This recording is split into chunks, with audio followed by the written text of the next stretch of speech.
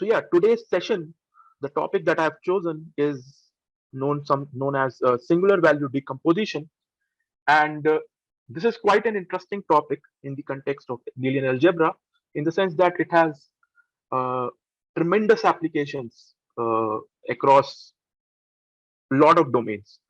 For example, you can use it for data reduction, dimensionality reduction, and it's essentially the foundational. It's a basis for machine learning, a lot of machine learning algorithms. And we will the whole idea of this webinar is to make you understand what exactly is this beast known as singular value decomposition, and we will, in the process of learning about this tool, we will get our hands dirty as well. We'll do some maths, not too much, so that you don't get bored. But I believe that to understand the essential ideas of this topic, it's important. In fact, any mathematical topic, it's important that we write down some equations and stuff, so that the idea becomes clear. All right. Okay. So these are the contents of today's PPT. So, see, I want you to think of singular value decomposition uh, as something as a data reduction tool, where you have, let's say, you have a high dimensional data. For example, you may have, megapixel images which are very high resolution, or a video with very high resolution. All right, and what SVD is going to allow us to do is it's going to help us reduce this data into the key features, all right, that are necessary for analyzing and understanding and interpreting this data. All right, so that's what I want you to think of SVD. This is the image that you should have. All right, in fact, SVD is generally one of the first steps in almost all dimensionality reduction techniques. Okay. Okay, so what why should we use SVD? That's one question that you will have in mind. And what is SVD? That's another important question. So before I delve into the mathematics of SVD, well, not too much mathematics, but a little bit idea is always good. It's always good to have a little bit idea. Well, so basically, you see, the main advantage of SVD is the following. It's, see, if some of you who, if you have learned about Fourier transform, you can draw some parallels between SVD and Fourier transform.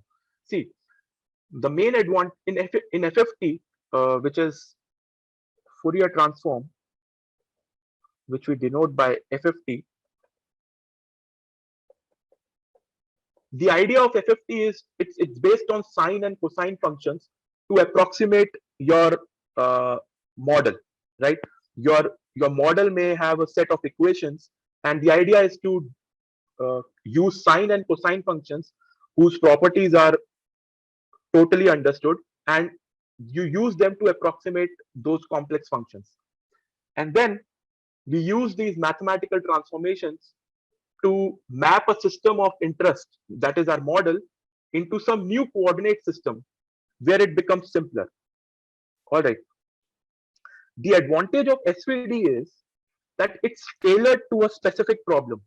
All right. It depends on the data at hand, and we will see how. All right. Because of this, you can consider this as a data-driven generalization of Fourier transform. All right. So you can you can think of SVD as the data-driven generalization of Fourier transform. All right. Now, it's not important for us to understand what Fourier transform is. After all, this is about SVD, but it was just a slight remark for those who have an idea of Fourier transform. So, anyways, now let me give you an example. Suppose we want to model some turbulent flow on a Boeing wing. All right. Then there is no easy off-the-shelf mathematical transformation that describes that behavior. All right. So what the SVD is going to allow us to do is to tailor a coordinate system based on the data we have. All right. So in that sense, it that's why I said that it's tailored to the specific problem or data at hand. And the way it does is that we have a thing known as data matrix. All right, we have a data matrix and then we try to decompose it into simpler matrices. So the whole idea of SVD in mathematical terms is to decompose a matrix into simpler matrices which are easier to work with, which have low load in the sense that they use less storage. All right, so that's the whole concept. Now, one of the other reasons why it is so widely adopted is the following. You see, it has very the linear algebra involved is essentially very simple. All right, you can use you can use this on any type of matrix, data matrix, to get interpretation and understandable features on which you can build your models. All right. Secondly, it's scalable. You can apply it to large data sets, huge data sets you can apply it on. All right. So these features make SVD the go-to tool for compression and image compression and signal processing problems and lot of other things. And we will see a few applications. This webinar is by no means exhaustive in nature, but it's just to give you a push as to why singular value decomposition is important. All right. If you have ever wondered what is this thing, singular value decomposition, then this webinar will help you to, it's a first step towards understanding what this thing is. All right. Okay. So as I mentioned, the basic idea is to take a high dimensional and highly variable set of data points, and then we reduce it to a lower dimensional space. By lower dimensional space, I mean essentially that we reduce the rank of the matrix. All right, essentially that is the meaning of this, and we will see what that actually means. And it turns out and we decrease the rank in such a way that the original data and the data that we have now after truncating some redundant entries, they both are almost the same. All right, but still the content of the data is preserved to a great extent. All right, that is the whole idea. So the whole in simple language, what SVD does is you take a huge matrix that you have. It might have lot of attributes, entries, right? Each entry of a matrix will represent some aspect of the problem. What you do is you remove the redundant entries, which don't give any new information, right? And you just keep the entries which still maintain the content of the original data, but now it takes much less storage. All right, it's much smaller, and it still has the same content that the original matrix had. All right. So in mathematical terms, singular value decomposition is nothing but a factorization of a square or non-square. Now we will see that this is a very powerful tool in the sense that you can work with non-square matrices as well. See, if you have a square matrix, which is an n cross n matrix, then you're a lot of trouble. You are freed of lot of trouble, right? If you have a square matrix, but if you have a non-square matrix, the first problem that you have is you can't talk about inverse of a matrix, right? Generally, when we talk about invertible matrices, we usually mean an n cross n, a square matrix, right? Whether complex or real. But what SVD allows us to do is we can find something known as the pseudo inverse or the Moore-Penrose inverse. And we will look at this in some detail a little later in the webinar. All right. So we can talk about the inverse of a non-square matrix, and that leads to tremendous possibilities, as we will see. So basically what we have is, suppose we have a matrix of m rows and n columns. So this is your m cross n matrix. All right. This has m rows and n columns. And suppose it has rank R. Now, Now, by the way, I assume that you have some passing understanding of linear algebra at the level of at the engineering level, right? I hope you have some idea of what linear algebra is all about. I mean, basic properties of matrices, transpose, inverse, and what do you mean by rank of a matrix. I hope you are conversant with that terminology. Okay. Now, you see, rank. Just to recall, rank of a matrix is can be defined in a lot of equivalent ways. All right. One of them is it is the number of linearly independent columns of a matrix. All right.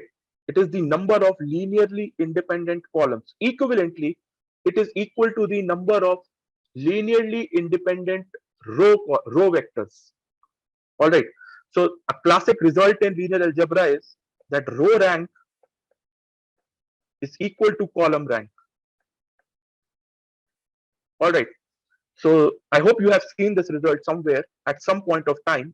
You might have forgotten it, but I hope this strikes a bell. Okay. So basically, what SVD does is we decompose our matrix as follows. All right. So we factorize it into three matrices. All right. U is an orthogonal matrix. This S is a diagonal matrix. And V transpose again, it's an orthogonal matrix. Just to refresh your memory, okay, now I would just use a blank page which I added since I knew I would have to do some calculations. So you see, yeah. So suppose let's see what SPD is mathematically. Okay, it will give you a good idea about what is actually going on right behind the curtain. All right. So we talk about first thing which is known as a data matrix. All right. Now suppose you have a matrix M cross N. All right. Or let me just write it as an N cross M just for my convenience. And this is an N cross M matrix. That means it has N rows and M columns. Let me write it as follows. Let X1 be the first column, X2 be the second column, and so on. We have M columns. So Xm will be the mth column. Now I want you to visualize this matrix as follows. You think of Xk, the kth column, as a person. All right. You think of this as person K. All right. Or better still, you can think of Xk as face of a person, face of the person K. All right. Face of person K. Now, different people will have different features, right? Different face features. What I want you to now, before that, you should understand that Xk is an element of the n cross n dimensional vector space R. That means it's a column, right? X1 is a column. It has n entries since this matrix has n rows. Now, what I want you to think is that this X1 represents the face of person K, whereas each entry of this vector X1 represents some attribute of the face. All right. So you have X1, which is this is an n cross 1 vector, and I want you to think of each attribute as some feature of the face. All right. So this is the image that I want you to keep in mind when you think of a data matrix. All right. Now, what SVD allows us to do is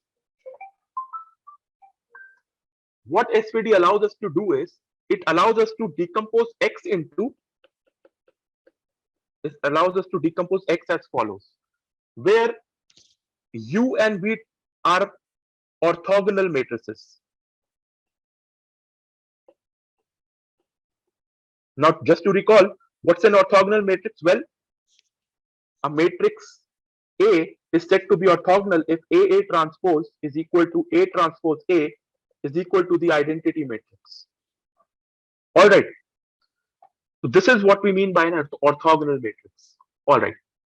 Now let's analyze this expression a little bit. Now here sigma is a diagonal matrix. We will see what the contents of these matrices are in a moment, but let's try to analyze this matrix product. All right, let's see what this has inside of it. All right, so let me just expand X. So we have this matrix U. This is an n cross n matrix, orthogonal matrix. Now this has columns U1, U2 till UN. All right. Then we have this matrix sigma. This is an n cross m matrix. All right. And it is a diagonal matrix whose entries are sigma 1, sigma 2, and so on till sigma m. All right. The diagonals are sigma 1, sigma 2 till sigma m, and the remaining entries are 0. It has all the off diagonal entries are 0. Only the diagonal entries are sigma 1, sigma 2, sigma m. All right. We'll see what these sigma i's represent a little later.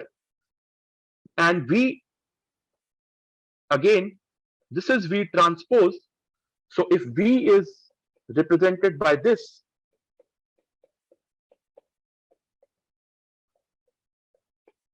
then V transpose is nothing but these rows.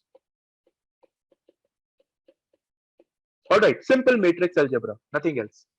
All right. Now,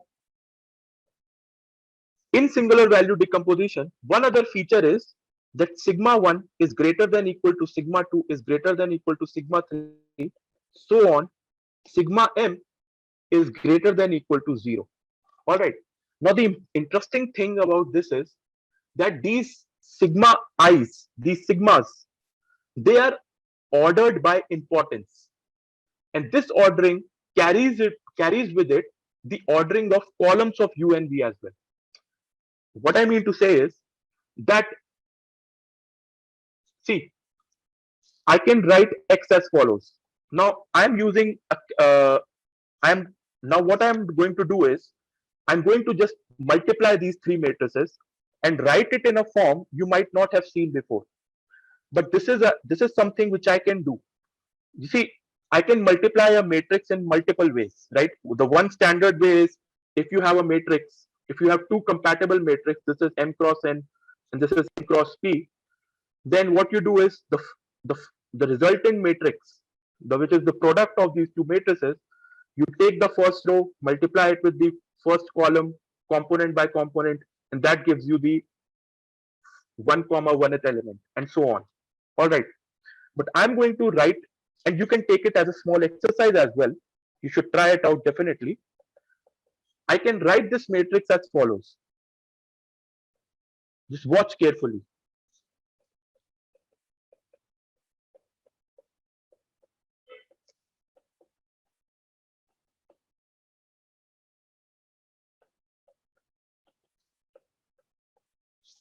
All right.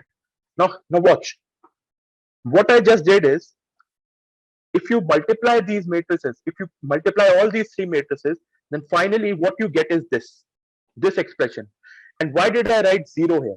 Well, that's because after sigma m, after sigma m, there is no other these are called eigenvalues actually. After sigma m, there is nothing. There's just the 0 entry.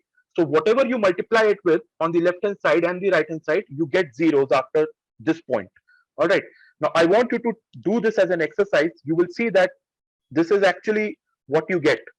All right. Why I'm not solving it right here, right now, is because it's not important for us to know how this matrix multiplication is done. You should get the idea of SVD. What happens is, once you have this decomposition, all right, you took U sigma V transpose, and now you have you wrote it in, you multiply all these matrices, and what you get is this. All right. Now here's the important thing. You see, what is so important about each of these entries, right? What is so important about each of these entries? Now, if you have done some linear algebra, you will realize that all of these are rank 1 matrices. All of these are rank 1 matrices. All right. Now, why is that? Well, now watch.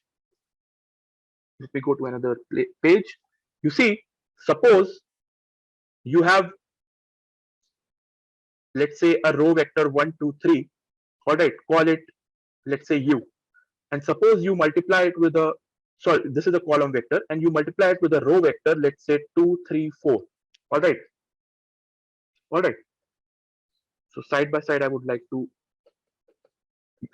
compare it with this.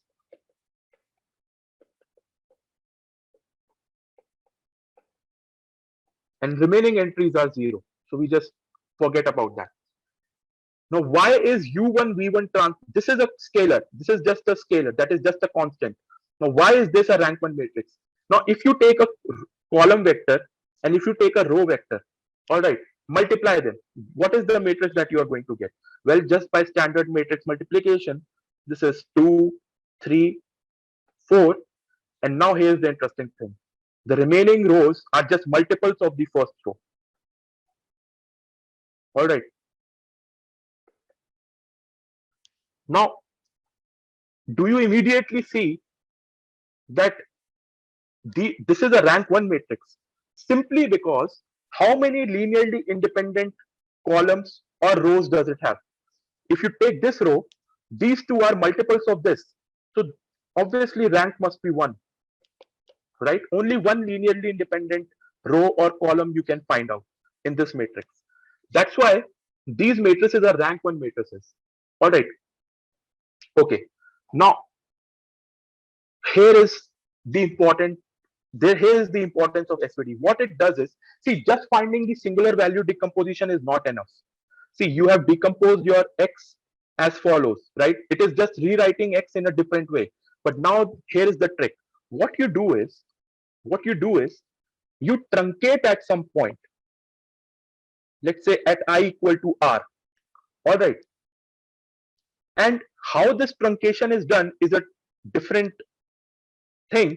We are not going to get into that details, but somehow, suppose someone tells us that you can truncate your data at this point. All right. That means you can ignore all the sigma i's for I greater than R. All right. For all I greater than R, you can ignore those sigma i's simply because maybe they are negligibly small. All right. Or they are not important. Because if you recall, I told you that the sigma i's are actually ordered in decreasing order of importance, right? This is the most important sigma I, then this, and so on. And corresponding to these ui's, u1, v1 are also ordered in terms of importance. So u1 and v1 are the most important vectors, and the importance decreases. All right. Okay. So now you see, one application of SVD is to get the best rank R approximation of a given matrix. All right. So you had a matrix X, you decompose it into these three matrices. You have write it as a factorize. You factorize it as a product of three matrices. You write this as sigma 1, u1, v1 transpose, so on. Right. Each of these matrices rank 1 matrix. You take R of them, you get a rank R matrix, which you call as, let's say, X tilde.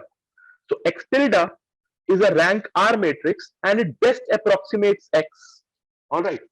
Now it approximates S in the following sense. You see, I would like to mention a small result here. Now, in what sense it is the best rank R approximation, right? You might wonder, what does best mean here? Well, best just means that if you take the norm of, I'll define what this is. if you take all those matrices, right? If you take all x tildes of rank R, all right, all matrices of rank R, all right, then this norm is the minimum, all right. This quantity is the minimum. Now, what is this? This is known as something which is known as Frobenius norm. All right. So Frobenius norm is simple. If you have a matrix and you have the entries A11, A12, A13, so on, and this is A21 and so on, you just take the square of each entry and add all of them. This gives you the Frobenius norm of the matrix. So what this theorem, which is known as the Eckart-Young theorem, and this was proved in 1936. So what this theorem tells you is that if you take this x tilde that we have obtained here by truncating, by taking only the first R singular values, okay, then that actually gives you the lowest value of this norm out of all matrices which have rank R. So this is indeed the best rank R approximation in that sense. All right. So that is one. That is one thing. Okay. So this was. So I hope you followed, if not all, at least some of it, and you get the idea that what actually is happening behind the in case of SVD, what is the mathematics that's going on. So the maths is really simple, and depending on the application, it gets more complex. And the important thing is you never just use the SVD directly. What I mean to say is just taking the SVD is not enough. You need to remove some values, singular values with some sigma i's, so that your resultant matrix, this approximated matrix, is of a smaller size. All right. So that's one thing. Now, I think now I would like to uh, take some applications. All right.